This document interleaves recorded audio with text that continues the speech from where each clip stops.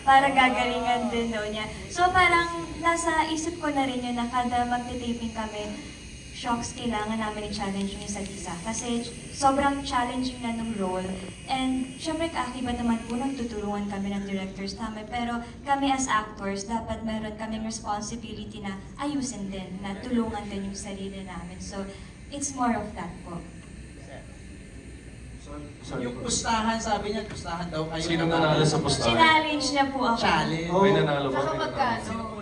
Hindi, sa amin po kasi, parang bilang kami rin po yung on-screen partner, sa amin nag-work yung healthy competition.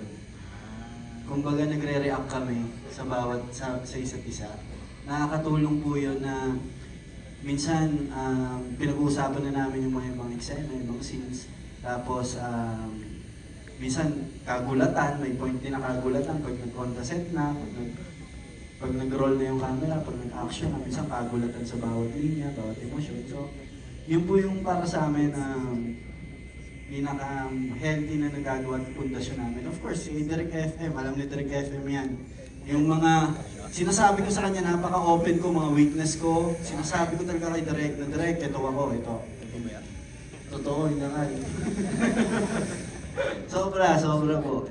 Jeff, okay ka dyan? Thank you. Huwag ka na lumayo. Dito ka lang na sa paligid. Lahat yan dumaan sa love team. Alam nila kung paano yung mag-challenge. Asan po yung mga supporters?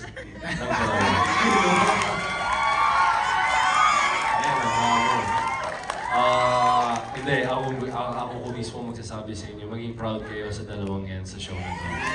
Bakit, Jeff? Ako yung madalas din naka-eksena eh. So, so, nagre-reklamo ako ngayon actually. Pwede nyo ba sila kausapin mamaya? No. No joke. Maging proud talaga kayo sa kanilang dalawa. Hindi biro rin yung mga role nila. Tapos, direct anong week ba yun? Week 6 ba yung first kissing scene nila? Oy! Ash! Oy! Scam! Napugin ko sa... Scam yan, Gerald. Tignan natin kung scam o totoo. Okay, tignan natin. Thank you, Jeff, sa question mo. Let's go to Nika Sabio of Push. Nika, how are you? Ayun. Ako na lang magkabasa, Nika. Okay, it's for Jessie. How was it working again with Gerald? Grabe, ang tanda na natin. Ay! Wala namang tanong si Nika na Hindi, pero edad. talagang natutuwa ako kasi nung last ko siyang nakatrabaho, ang babata pa talaga namin. So how many years ago? 13? 2012. 13 years ago. 13 years ago. And 11 ba? 2011 ba? Yes, 2011. 2013 Maria Mercedes ko. Oo nga, 2011. Sobrang tagal na yun. Ang dami na nangyari sa mga buhay Grabe yung namin. Maria Mercedes. So, tagal na. Sobrang tagal na talaga. And I'm just really happy to be working with Je. Si Je, maalagang co-actor yan. Sobrang, sinasabi ko lagi ito sa mga nakakasama ko, si Gerald ang isa sa pinakamabait na writer na nakilala ko talaga. He's really kind. And generous siya pagdating sa craft niya, pagdating sa pag-aalaga sa set. Yun, bakit parang... Ibibigay ko sa yung relo ko kasi mas maganda yung relo mo eh. So I'm really happy. I'm really happy makatrabaho si Gerald. Such a gentleman. How about the rest of the cast? Yung additional question ni Nika, no? The other cast now. Kamusta katrabaho?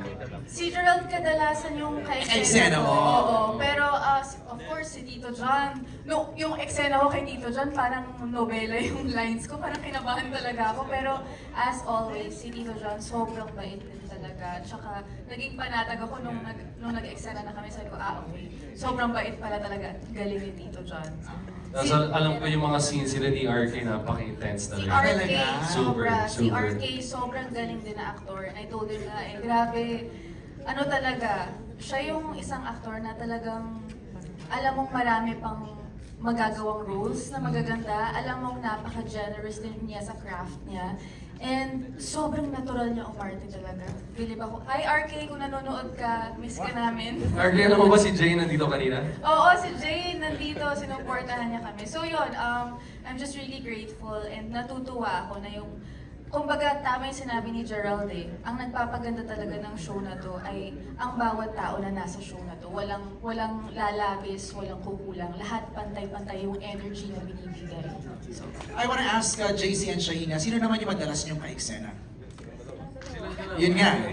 Kami dalawa. Oo. Asawa ko si Shine dito.